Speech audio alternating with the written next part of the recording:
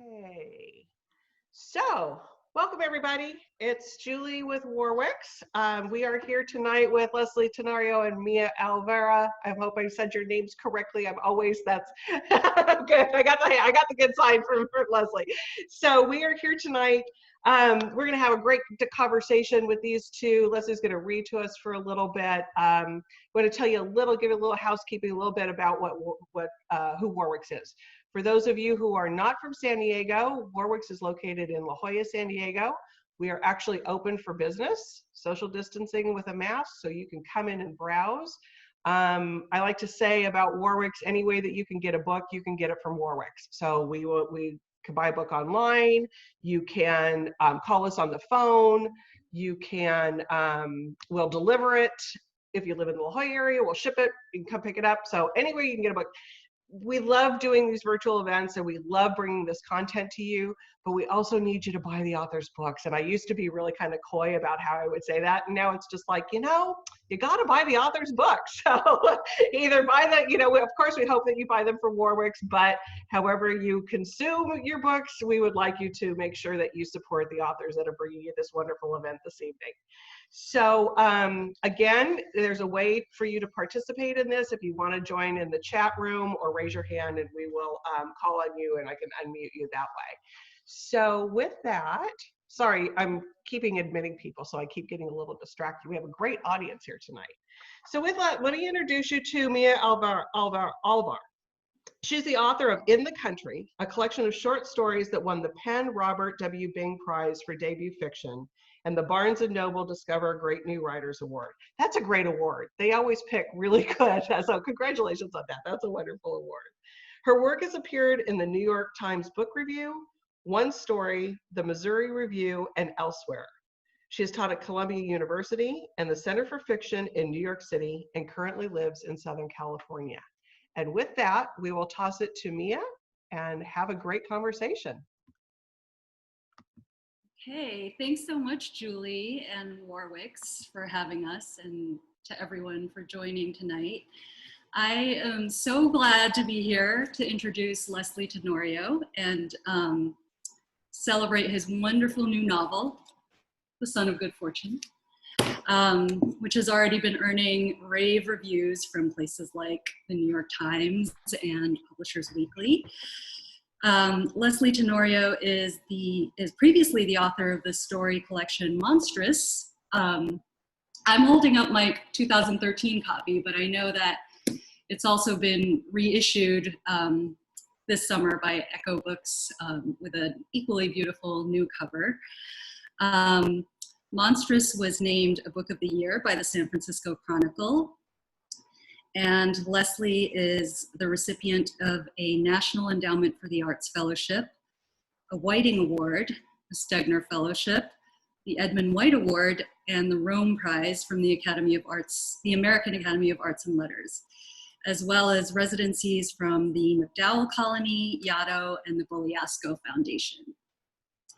His stories have appeared in The Atlantic, Zoetrope All Story, and Plowshares, and have been adapted for the stage by the American Conservatory Theater in San Francisco and the Mayi Theater in New York City. Born in the Philippines, Lysley lives in San Francisco and is a professor at St. Mary's College of California. And he's here to read to us tonight from The Son of Good Fortune. And by the way, he's doing so with a martini handy and encouraged me and all of you to do the same. So raising a glass here to Lysley's new book. And you should all feel free to do the same from your own home. So over to you, Lysley. Thank you, Mia. Thanks everybody for attending tonight. I know that Zoom is not the ideal venue for a reading, and I apologize if there's any weird delay or technical glitches on my part, but I feel really lucky that Warwicks was kind enough to host me and that Mia was kind enough to moderate the event. So thank you to Warwicks, thank you Mia, thank you Caitlin, who's the publicist at Echo. I think she's here somewhere. Thank you Echo, of course. And thank you to everybody here. I'm seeing family. I'm seeing high school classmates. I'm seeing former students. So that you're all making the time during this very, very crazy time means a lot to me. So thank you so much. I'm going to read just for about 10 minutes because I always think the conversation is much more interesting than the reading. You know, if you get the book, you can read on your own. If you do decide to get the book, and if you decide to get the book from Warwick's, which would be great because it's great to support your local independent bookstore, I would be happy if you email me. I'd be happy if you email me your address. I will sign these little Echo book plates. Echo is my publisher. They're these little adhesives. So I'll sign a personal message to you and you can stick it in your book.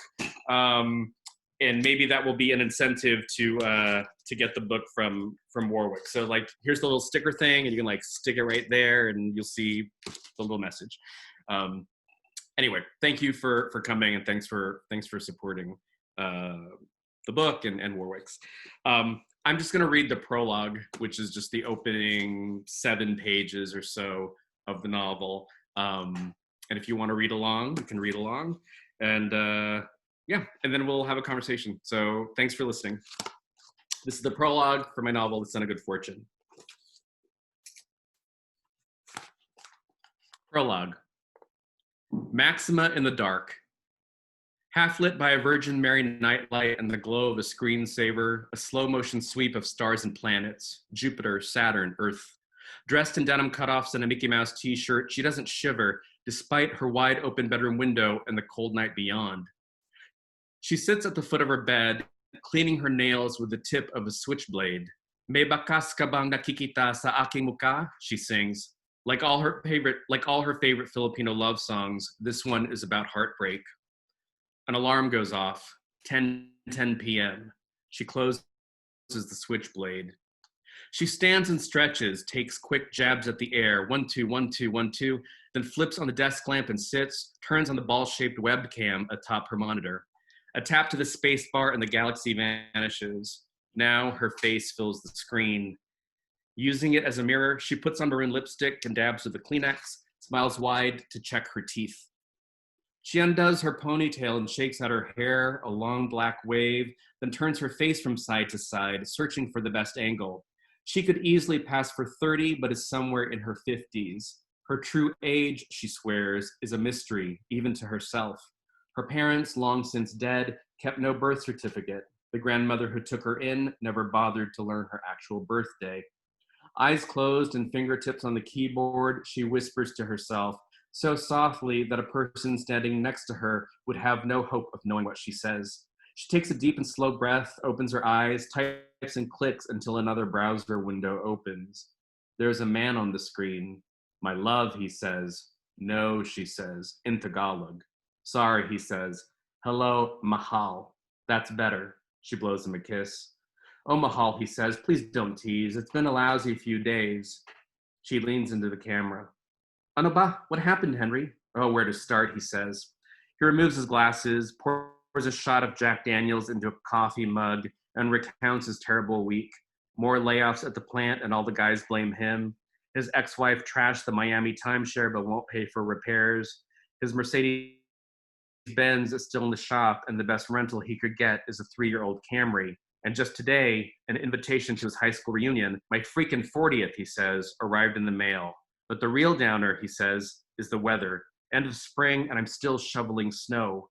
"Snow, snow, snowy, snowy, snow," she sings in a made-up tune.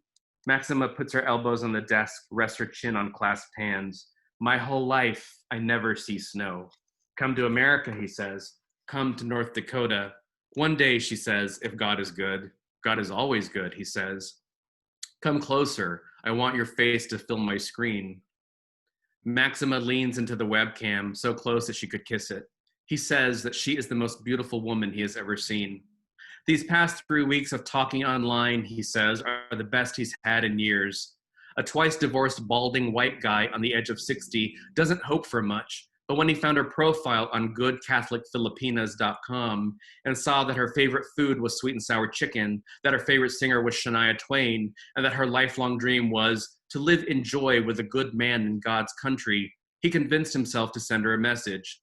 I know it's silly to reminisce, he says, but life before you seems so long ago. I didn't realize how lonely I was. I was lonely too, she says. And I think, he says, that maybe, well, probably that I might be falling in love with you. Maxima pulls away from the screen. I'm sorry, he says. Too much, too soon? She shakes her head. Not too soon, Mahal. I think maybe that I'm falling in love with you too. With me, he says. Yes, with you, Tanga. Tanga? It means stupid, she says. He lets out a breath, slaps his chest twice. My heart, it's racing. Heart, she says. In Tagalog, puso. Puso. He writes the word down. That means heart. Got it. Soon you'll speak Tagalog, she says. Then you can visit me in the Philippines, diba? Or you visit me first, he says. Maybe you can be my date to the reunion. He sets the scene. He enters his high school gym to the tune of his old prom song, We've Only Just Begun by the Carpenters. And though he hasn't aged as well as his classmates, there's no question that he has the sexiest, most gorgeous woman in the room on his arm. The other women are jealous of her, the men envious of him, and the bullies from his freshman year just stand to the side, giving him the thumbs up. And the whole night, he says, you and I just dance. He leans into his webcam. His whole head seems to inflate on Maxima's screen. When can we meet, he says. Philippines to America, she sighs, is not so easy. The lines in Manila for passports and visas take hours, she says, sometimes days. And never mind the near zero chances of government approval. Their best hope for being together, she says, is to pray, to keep faith in God, and to wait. And when I come to North Dakota, she says, will you show me the snow? Count on it, he says. Okay, but one condition only. I don't shovel. He laughs, which makes her laugh, harder and harder until she's hunched over, until her laughter becomes gasps for air. Mahal, he says, are you okay? She shakes her head, takes a breath, and says it's nothing, then keels over again. It's definitely not nothing, he says. What's wrong? She looks straight at the camera. I'm hurt. Hurt, he says. Hurt where? She clears her throat, takes a breath. Don't worry, Henry, it's nothing, okay? Stop saying that, he says. Just tell me. She looks at him for a moment, as though wondering if he can be trusted with something as private as pain. If that's what you want, Mahal, she says, then okay. She stands up and lifts her shirt slowly, adjusting the camera to make sure that he sees, then turns in a slow circle to reveal a wound, a crusty gash that spans from the top of her hip to the middle of her abdomen. She explains, it happened in the typhoon 2 months before. A snap of bamboo, sharp as a spear, sliced across her body in the high-velocity winds. I lost so much blood, she says, but I'm thinking, okay lang, it's just a cut, bahala na, pero now I have an infection. Her own grandmother, she tells him, died from an infected cut, but God's good grace will keep her alive, she's sure of it. She lowers her shirt and sits, but every day it hurts, she says. What can I do, Henry says, how can I help? He slumps in his chair. I hate this, he says. I hate being far away from you. Before she can speak, he says that maybe the date of meet should come sooner than later. What if this is God and the universe telling them that he should be the one to fly to her, and, depending on the current round-trip airfare from Grand Forks to Manila, now is the time to come together. But Maxima says no and promises him that there's a better day ahead for them to meet, one when she's healthy and strong. For now, all she needs are his love, his faith, his prayers, nothing else. But there's one thing, she says. Tell me. Medicine, she says. Ointments and creams with all of the antibiotics. The best hospital in Manila has them, pero she bites her lip, fighting tears. Walang pera. Walang pera, he says. No money, she shakes her head. There's never any money. Henry puts his glasses back on.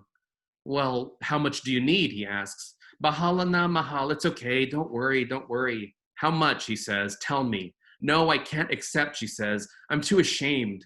Just tell me, he says, please. She takes a deep breath and nods. 22,000 pesos. Pesos, he says. How much is that? $400. She turns back to the camera. USD. Henry says nothing, just listens. Half the money's for the doctor, she says, the other half for the medicine. In the Philippines, if you have no insurance, medical care is very expensive. It's almost impossible. It's not like in the States. She dabs her eyes with her pinky, and with her other hand safely out of camera view, she reaches for the switchblade next to her computer. She flicks it open and twirls it between her fingers, a thing she does when anxious or uncertain, when the inevitable is on the edge of finally happening. On screen, Henry is motionless, his face a blank. Mahal, she says, are you there? Finally, he moves. I'm here, he says. Sorry. The screen froze for a sec.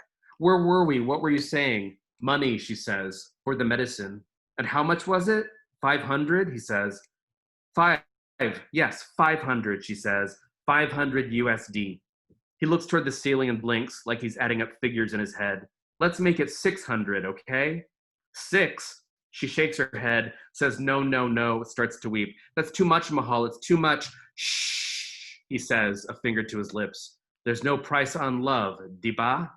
She laughs. Diba, yes, that's right. She wipes her eyes with a Kleenex, says it's almost 1 p.m. in the Philippines and time for her to go. She gives quick instructions when and how he can wire money to an online account and tells him she'll let him know when the payment goes through. This will help me so much, she says. Thank you, Mahal, thank you, she says. And soon, one day, I promise, you and I will meet. Henry nods. Yes, Mahal, he says. And when we do, we'll sit in the countryside, put on some Shania, and then he leans into his camera, filling her screen again. We're gonna fuck like bunnies. He winks and kisses the air, and the blade spins faster in Maxima's hand. They say goodbye, and Henry signs off, disappears from the screen. But Maxima is still there, and for a moment, she watches herself, tilts her head slightly, like her face is one she recognizes but doesn't quite know. She turns off the webcam. She lifts her shirt, carefully peels away the wound, a trick of rubber and glue, then jots down quick notes in a small spiral notebook. She picks up the switchblade and opens her closet, where, on the inside of the door, she's tacked up a human target, the kind you find at a shooting range. She steps back, stands against the opposite wall. She raises the blade, aims, and throws. She misses the heart, but not by much. That's the prologue. Thank you for listening. Silent applause. Thank you so much, Lysley. That's a hell of a prologue for a hell of a book. So one of the things that struck me early on about The Son of Good Fortune is that on the one hand, it does share a lot of DNA with your debut collection, Monstrous. The moment I met this B-movie action star and her comic book loving son, I thought, I know I'm in a Lysley Tenorio book.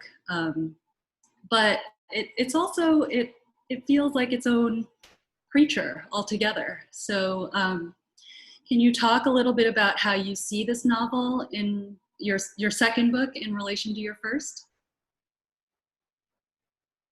Yeah. Well, I appreciate you saying that it feels like the kind of story that I would write. I think, it's really, I'm a very slow writer, as some people know, and it takes me a long time to find material that I'm really drawn to.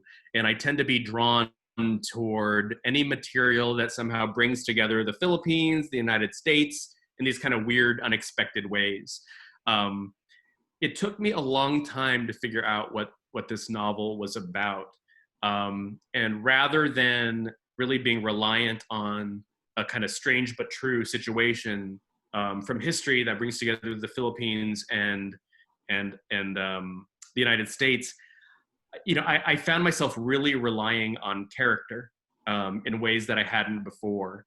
So whereas the stories in Monstrous really felt motivated by plot and circumstance. There are stories in there about true stories about the time the Beatles got up in the Philippines, or a leper colony in the Philippines that's run by Americans. You have these kind of strange but true sets of circumstances. The novel didn't provide that scenario for me. So it took me a long time to really understand what it was that I'm writing about.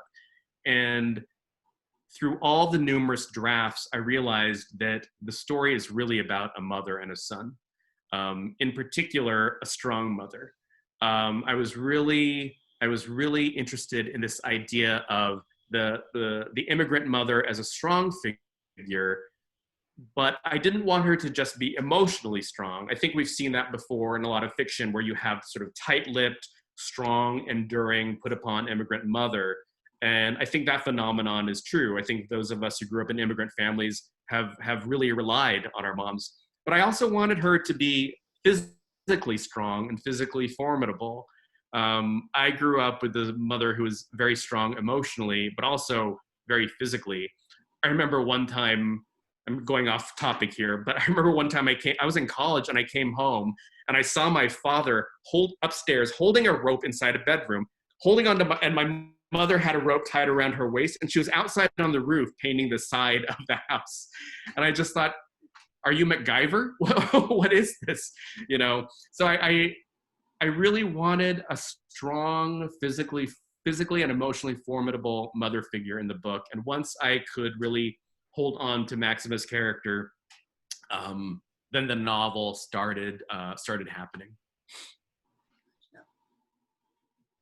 And so virtually all of the great reviews that are pouring in for this book have raved about how funny it is, which we've already gotten a taste of from the prologue that you just read.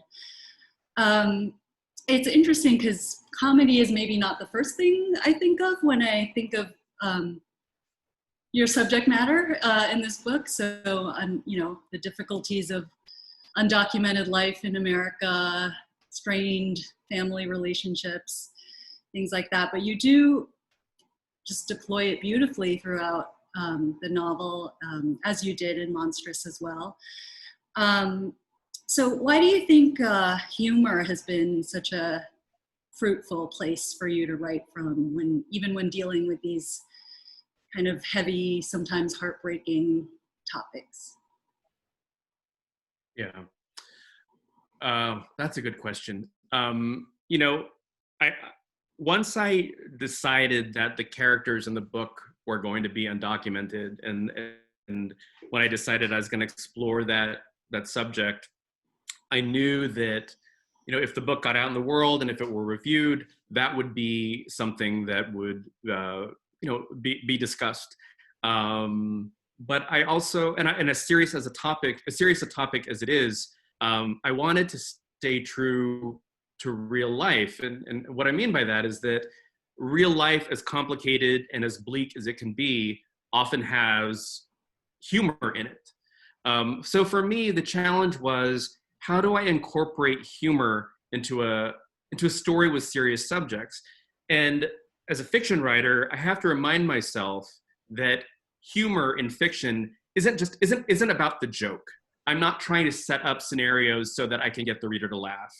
My hope is that if I'm incorporating humor into a very serious story, that it reveals another aspect of the truth. So in other words, even though Excel and Maxima are undocumented, it doesn't mean that there is no lightness or whimsy or even silliness to their everyday lives.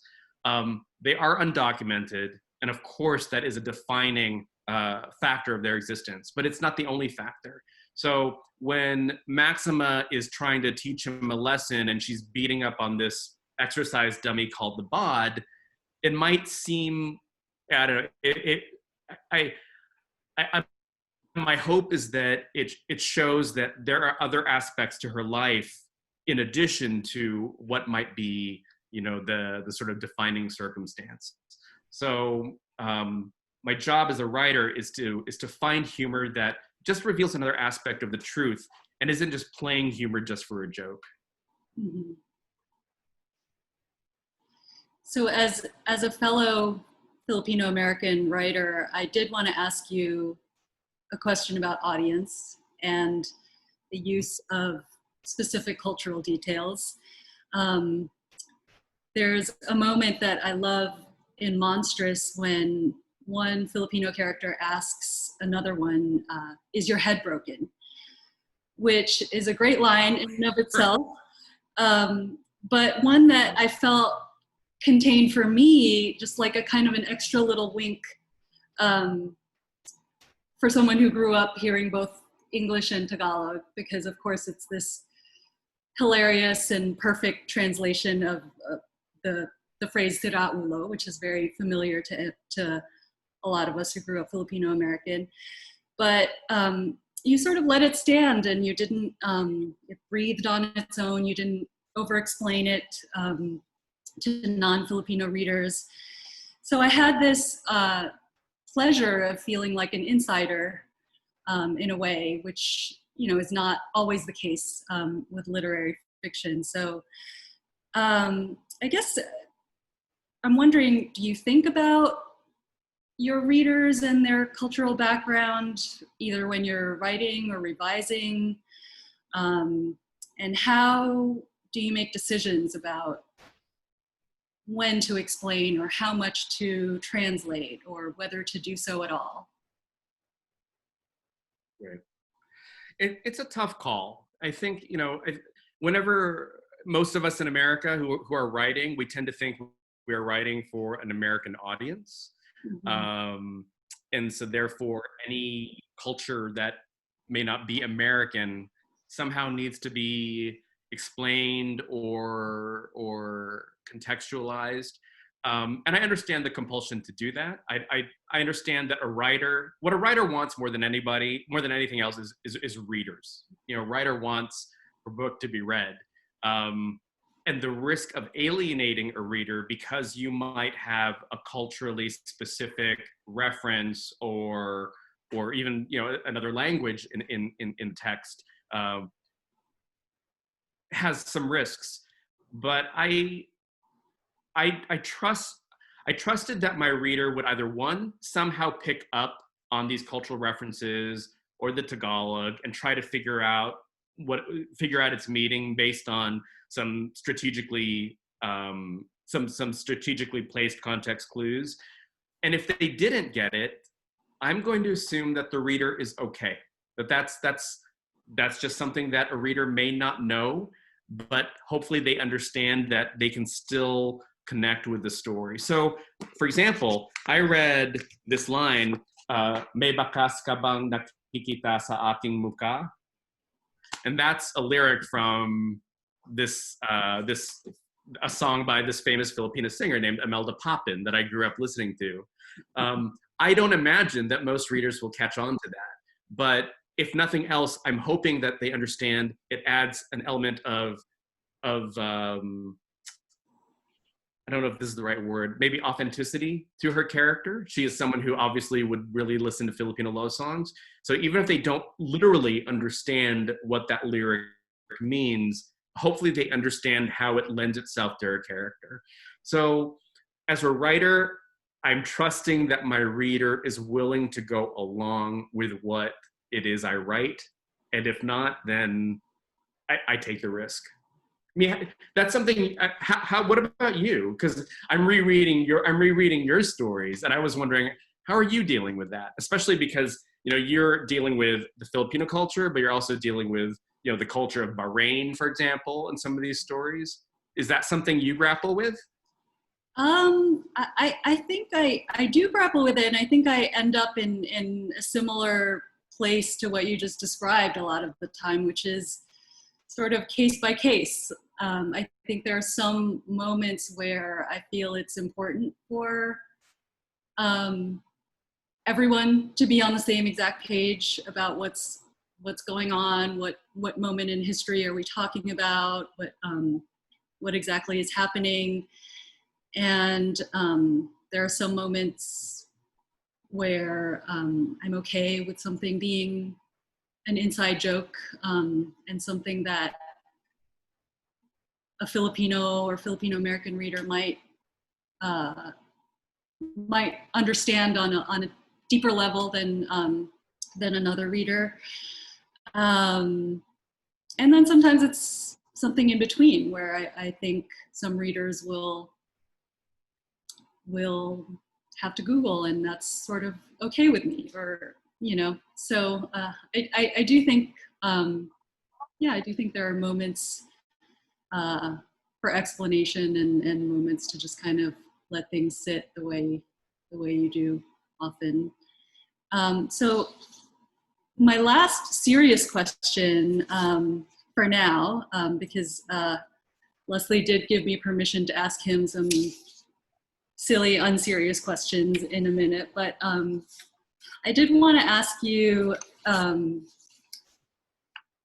of the sort of well-intentioned, but I think potentially harmful or problematic arguments that come up when in conversations about undocumented families is this idea that immigrants are the best of American society and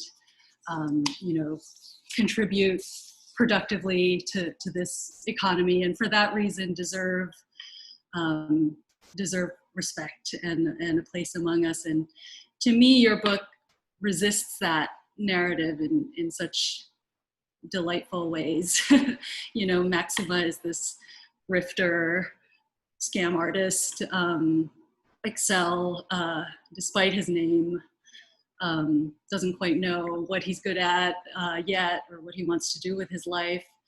I was curious, were you consciously writing against the so-called model minority myth, or is it just that literary fiction is more interesting when it's about grifters and grifters? Thanks for asking that. That was actually something I struggled with and was nervous about. I wanted to be careful because Excel and Maxima are undocumented, and given the current climate, it's obviously very difficult to be an undocumented person in this country. I wanted to make sure I wanted to make sure that Excel and Maxima didn't come across as these these sort of hidden yet upstanding potential citizens. I didn't want them to be the sort of valorous immigrants who, if you give them the chance, Excel will become a doctor and Maxima will become, a computer engineer. Obviously, those narratives are true, and I because there are many, many undocumented immigrants in America who have so much potential if given the opportunity. And those who are given the opportunity are making the most of it, obviously. But I was also I was intrigued by this idea of of a character like Excel and Maxima who really just want to get by. They just want to be able to survive. They are not on a quest to be extraordinary. They're simply on a quest to be themselves. And if that means being ordinary, not the best student, not the best parent, that's okay. Because as most of us, I imagine those of us who are privileged to be citizens or to be documented don't have to wake up grappling with this question of who do I want to be today? How am I going to strive to be the best so that I can earn my keep and have a right to be here? The average American, in many ways, I don't think strives for extraordinariness, if that makes sense. They strive just to live their lives and be happy and be content. And I wanted that for Excel and Maxima. I didn't want Excel to become this potential representative for this very important social and political issue. I wanted him and Maxima to be these very singular, individualized characters who have their own aspirations that may not be all that magnificent. I think Excel just wants a good job so he can pay his bills. Maxima just wants a good job and stay in shape and beat up on her exercise dummy. That's all they want. And of course, as the fiction writer, my job is to find the extraordinary in that ordinariness. Whether or not I do that, I don't know. But I really, really tried to make them these characters who weren't supposed to be these martyred, representatives of this greater idea. I wanted them to be characters who are just trying to live their lives, doing their damnedest to get by, even if it means doing things that are not so ethical. And I think that was one of the really fun things about writing Maxima. I think she's a badass. She can easily take down physically any guy who stands in her way, and she's a grifter, like you say, but she's also someone who's trying to be a good mom and just trying to take care of herself and her kid at the end of the day. So those are the characters that I wanted to work with, and hopefully that comes across. Certainly does, and it really is an extraordinary book about ordinary people, which I can't imagine was easy to do at all. So before I hand it over to the listener questions, which I'm seeing a lot pouring in here, I wanted to, in honor of all the Filipino-American family and friends on screen here, I'm just gonna do a quick lightning round for Lysley of silly, non-serious, somewhat stereotypical, but that's okay, Filipino-American questions. So, Lysley, are you ready? I have my drink. I'm totally ready. Okay. Question number 1 is a 2-part question. What is your favorite Filipino food? A, savory category, and B, sweet category. Okay. Favorite Filipino food, A category, savory, is probably, if I'm going hardcore Filipino, probably any kind of fried pork prepared bagoong style. That means like a fried pork that's been cooked with like fermented shrimp paste. Yes. So that's probably my number 1. The sweet stuff is probably freshly made, like in a banana leaf, I believe, bibingka, which is sort of like a kind of a corn coconut kind of sponge cake kind of thing. Yes. That's my favorite sweet thing. Delicious. Okay, question number 2 is a follow-up also about food. When cooking or eating adobo, are you pro soy sauce or no soy sauce? Pro soy sauce. Pro soy sauce. Very good. But I've learned, I've been in Indiana. I just got back about a week ago. I've been in Indiana for 4 months, and I made adobo for my partner's family. And I made it about 3 times. I learned to kind of pull back from the soy sauce a little bit and temper it. And I actually think it kind of makes it a little better. But I am pro soy sauce. Do you make it without soy sauce? No, I always grew up with the soy sauce. I actually didn't know until a couple of years ago that there are some purists who say, vinegar only, no soy sauce ever. So there you go. But we're both pro soy sauce, so that's good. Question 3, what's your go-to karaoke song? The first thing that comes to my mind is Elton John, Your Song. I also like Losing My Religion, R.A.M., and Sweet Caroline, Neil Diamond. Nice. Nice. Mike Bell shaking his head.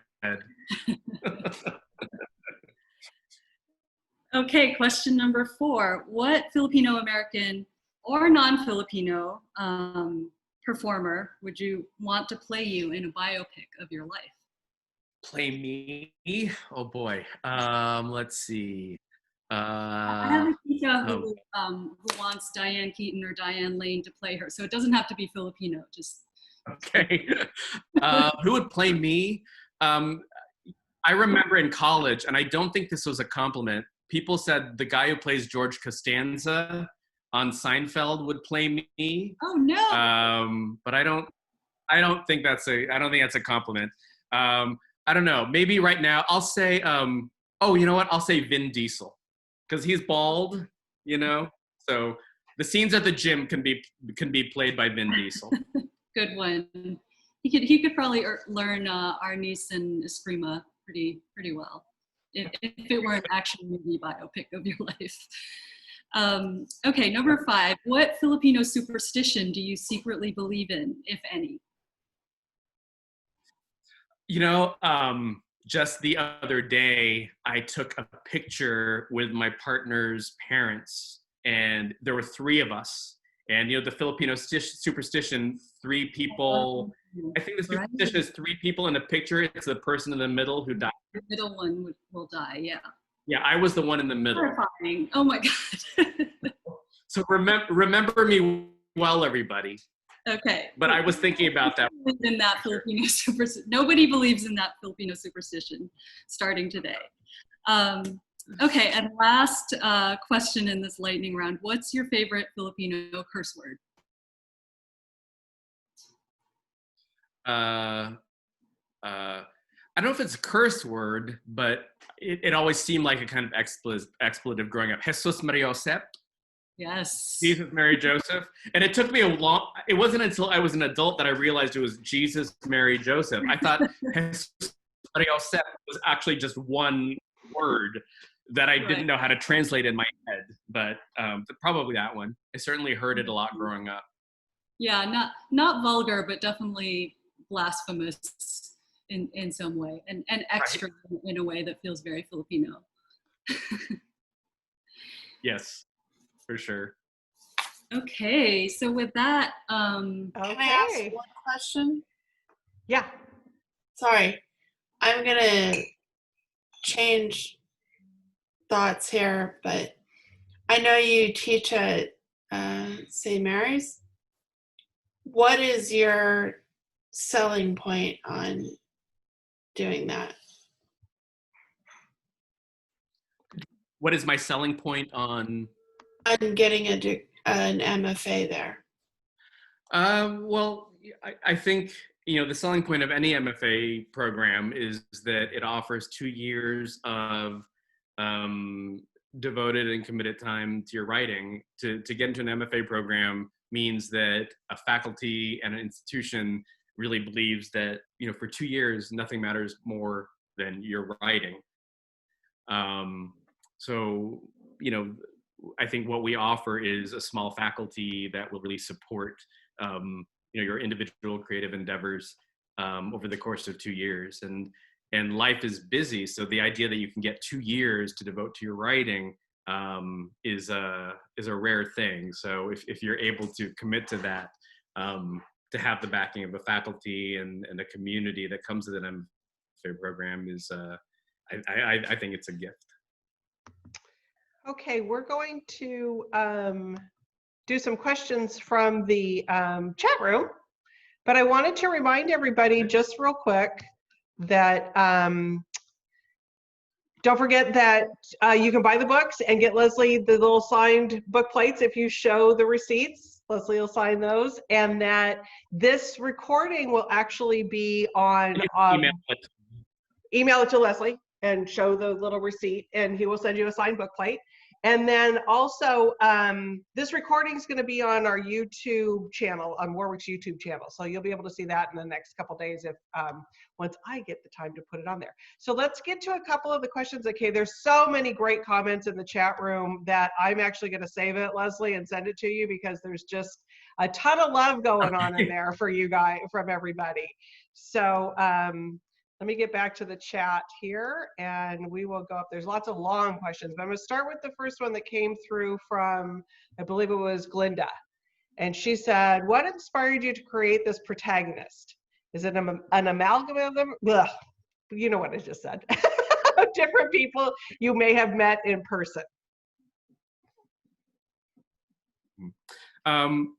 As I said earlier, I really wanted to write a character, Maxima, who was not only emotionally strong, but physically strong. I grew up in a family of very strong people, but very strong women. My mother was very, very strong emotionally and physically.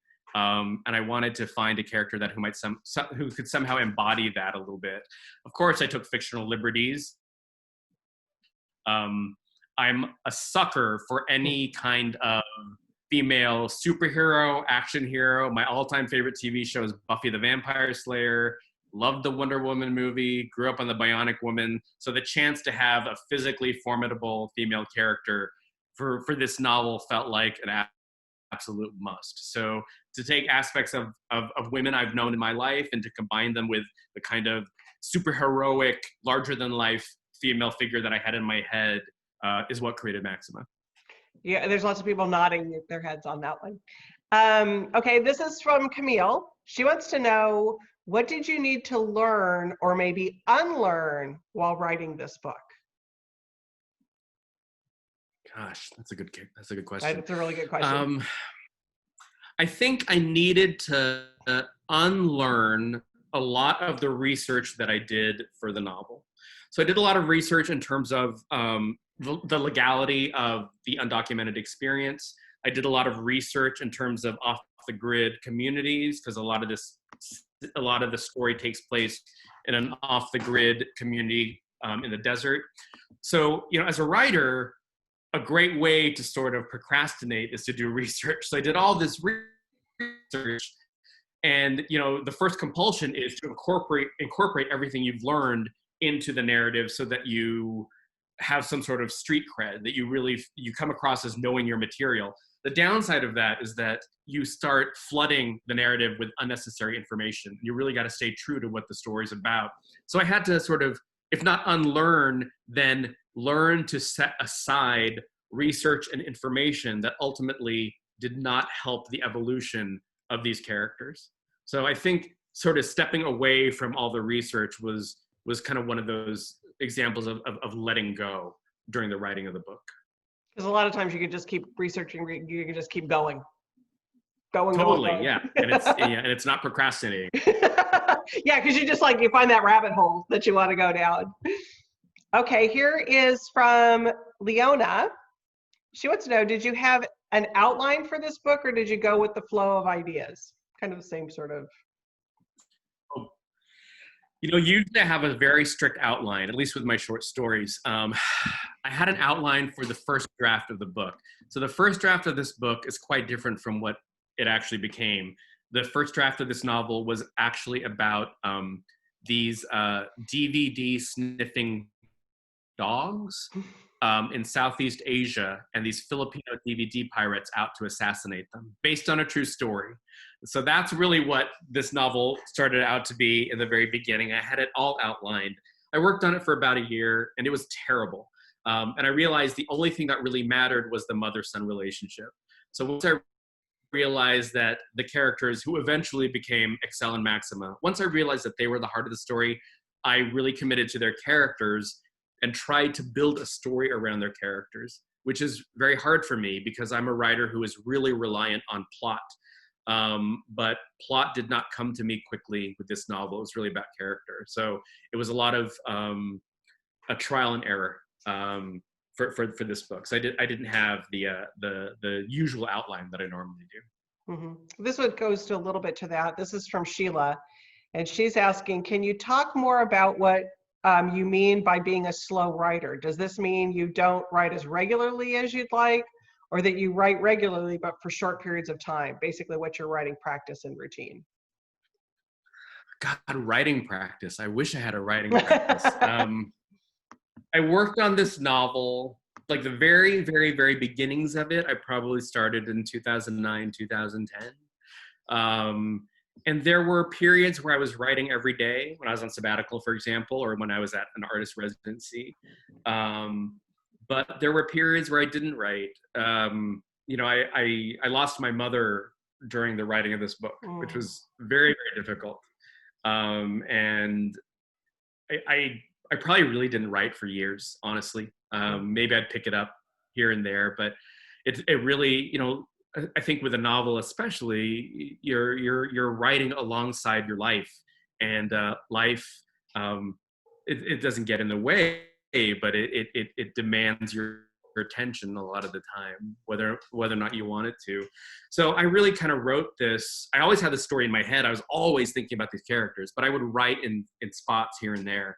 And I think it was probably within the last couple of years that I really where I felt like I had a fire under my rear, and I had to write just to get it done. I wanted to be out in the world, and I was lucky to have supportive, editor and an agent and my partner. They were all, instrumental in helping me get this book out. But there was no practice, there was no routine. It was just whenever I could find the motivation and whenever life would, I guess, permit it.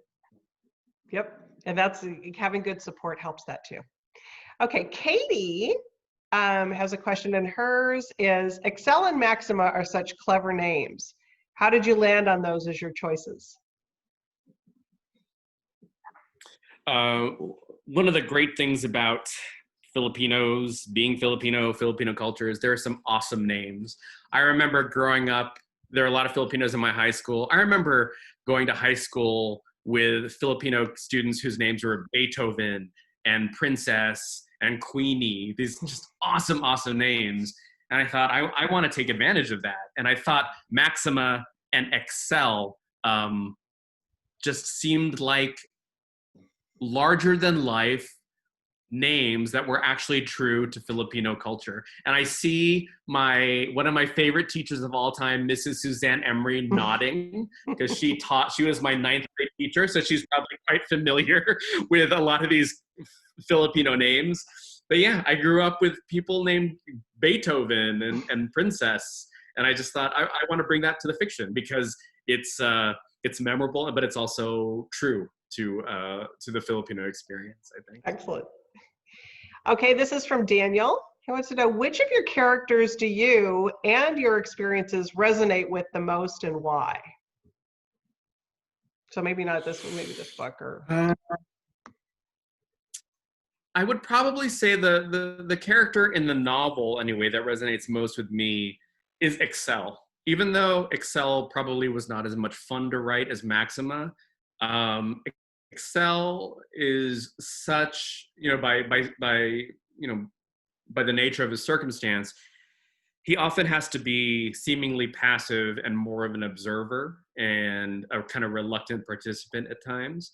And I think to a certain extent, most writers have kind of felt that way in their own lives. I think a lot of writers, I'm not saying that all writers are introverts or exist on the fringe, but I think a lot of writers, out of necessity and out of practice, tend to be observers and to see and to sort of watch life go by and to and comment on that a little bit. So I think I related most to Excel in that way. And also, Excel is just an aimless 19-year-old, and clearly I'm no longer 19 years old, but I still relate to that aimlessness. Even though I'm settled into my job and my routine, there are times when I wake up and I still wonder what I'm going to do with my life. And I think Excel feels that same way every single day. So I related to that question very much. yeah, and then you probably still remember even what it was like being 19 and aimless too. You can kind of put yourself back to that spot too. For sure. Yeah. Okay, this is from Vina, and it's for both Lysley and Mia. Do you feel it's true what other BIPOC writers like Chimamanda Ngozi Adichie have said about the publishing industry wanting a, quote, single story from ethnic authors, i.e. Mexican stories have one narrative, Chinese authors another?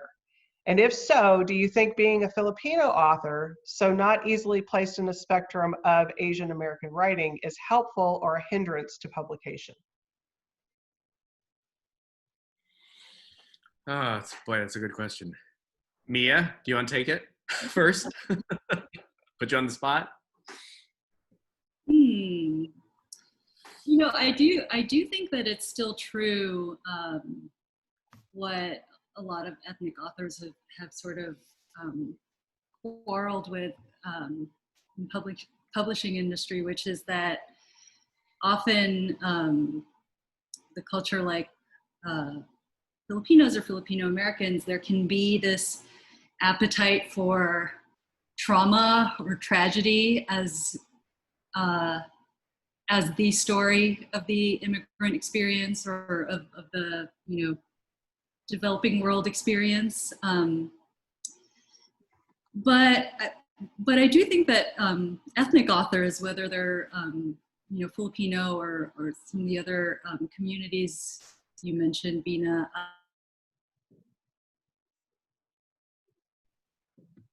those same authors are just resisting that all the time. And, I see it so beautifully in Lysley's work, where it's, it's not can't be all trauma and tragedy all the time. It's all kinds of other experiences as well. So yeah, I think I do think it's changing slowly. I think the industry's becoming more aware of kind of diverse experiences and stories, but yeah, I do think there's that expectation sometimes that that an immigrant story or an undocumented story will be sad. I don't know if you've found the same thing, Lysley. Yeah, I think that was something I was constantly struggling with writing this book. I think, you know, as at the end of the day, Mia, you and I we're writers. We just want to tell our stories.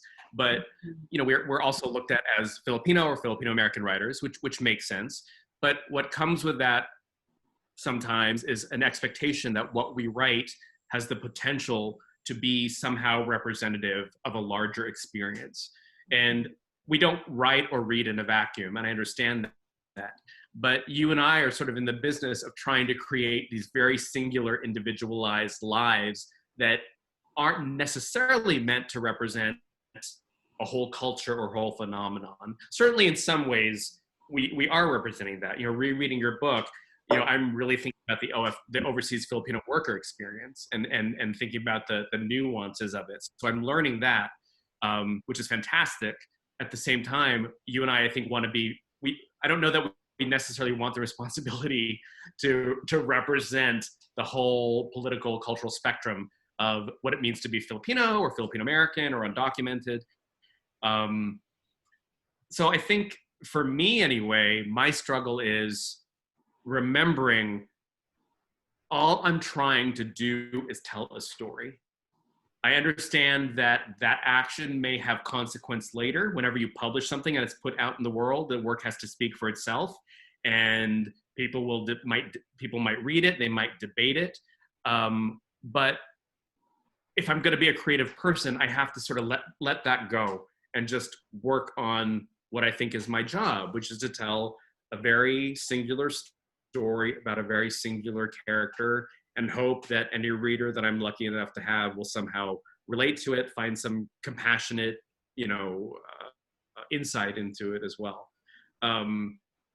But again, you know, we don't write or read or live in a vacuum, and at some point we do have to contend with some of those larger issues. Okay, so this is from Pam Stevens. Now this is long, so bear with me a little bit because there's a comment in here and then a question. So the comment is, first, Mira Mesa is proud of you. Glad we are your hometown.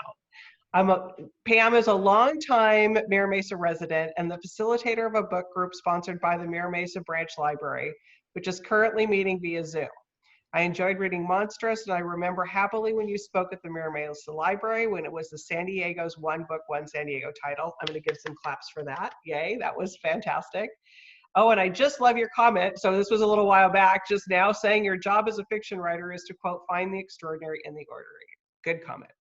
Now my question, what was it like for you being an experienced short story writer and then tackling writing a novel? Was it easier, harder, about the same?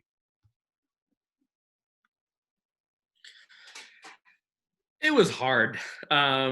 So a lot of writers who I know, and maybe this is true for me as well, a lot of writers, or a good number of writers, start out writing short stories, and we hope that some publisher will publish our stories in a book. The industry says short story collections don't sell, so we'll publish your collection, but you owe us a novel. So that is sort of the deal with the devil that I made with my publisher.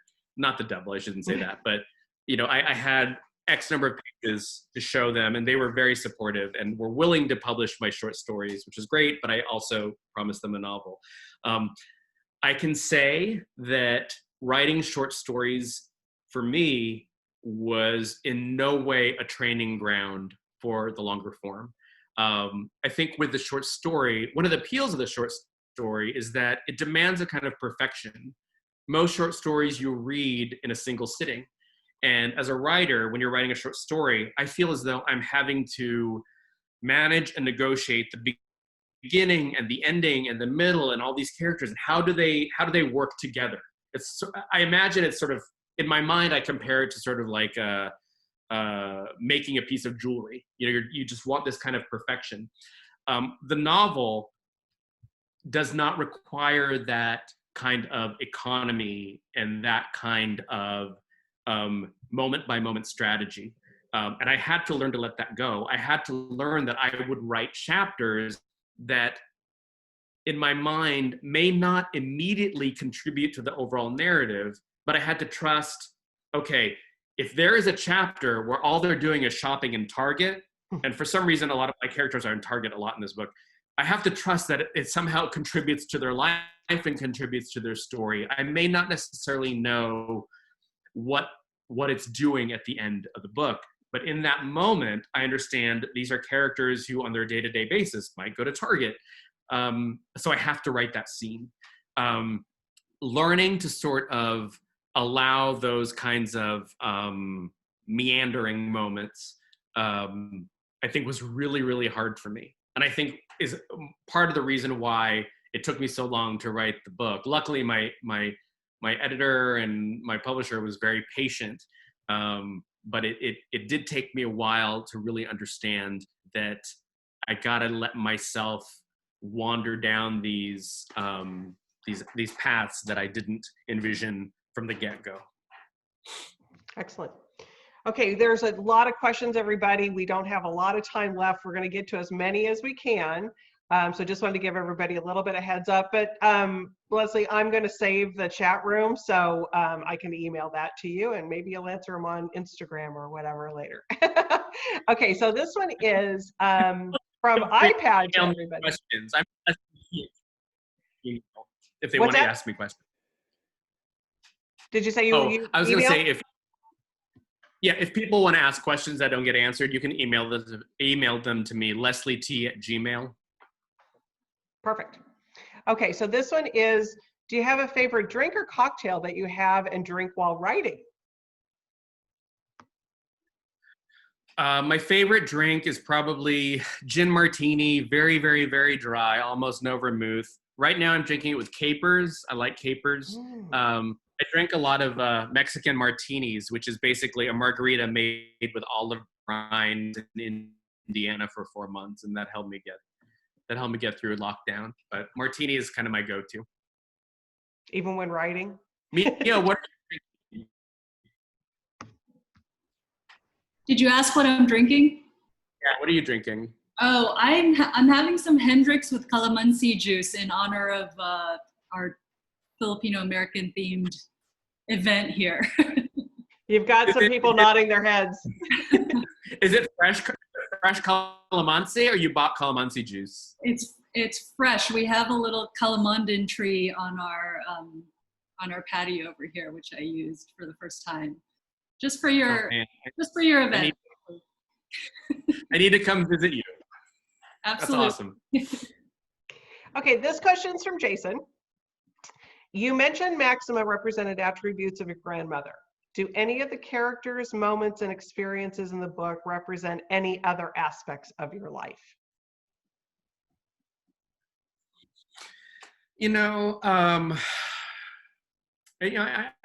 This is a question I've received before.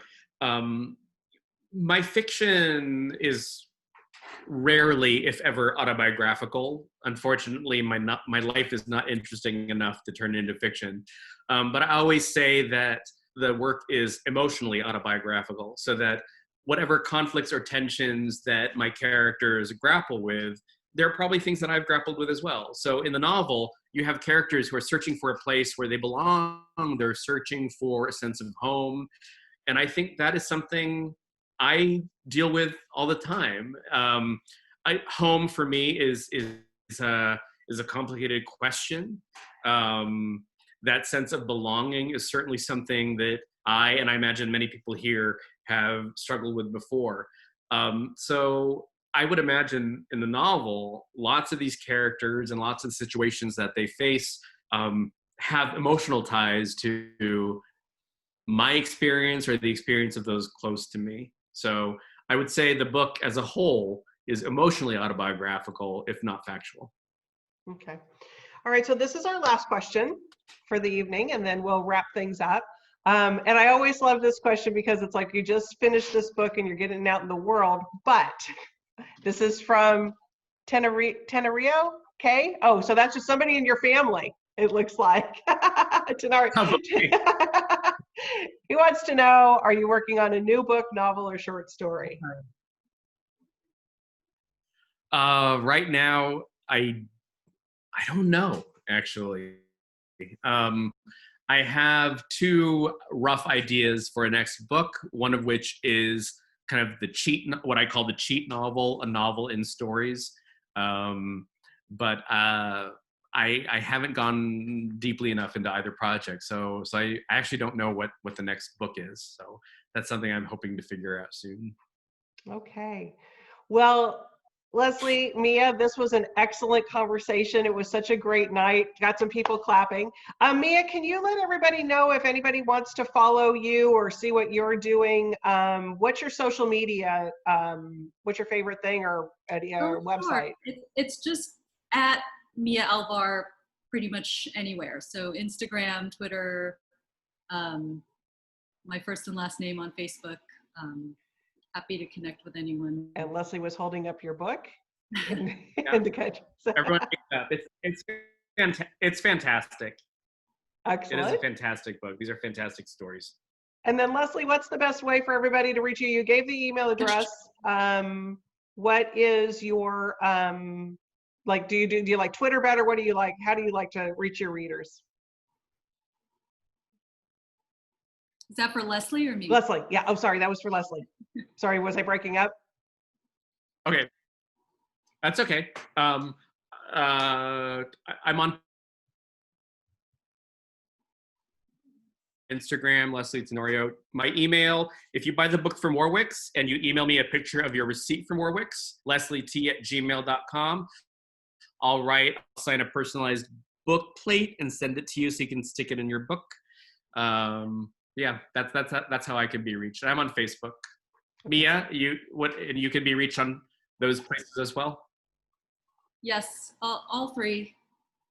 First and last. This is my first and last name. Okay, well, everybody, this was a wonderful evening.